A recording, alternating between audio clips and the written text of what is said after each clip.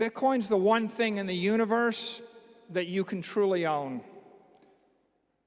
How? Why? Right? It's information manifested as economic value. The network has to be durable. The network has to be decentralized. The network has to be ethical.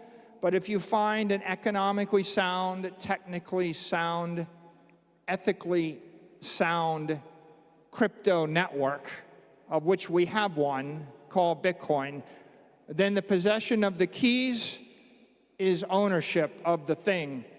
Everything else you have in your life, you own at the pleasure of someone more powerful than you.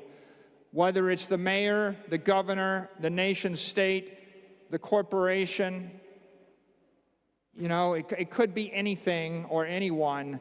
You think you own it, you have it until it's taken away. It'll be taken away from you by expropriation, by taxation.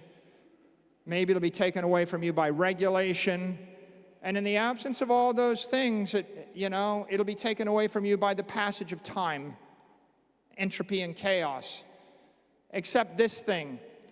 This is the thing that if you own this, the passage of time only makes it more valuable. Chaos only makes it more valuable. Nobody on earth can take it away from you. It's the first thing in human history you can own.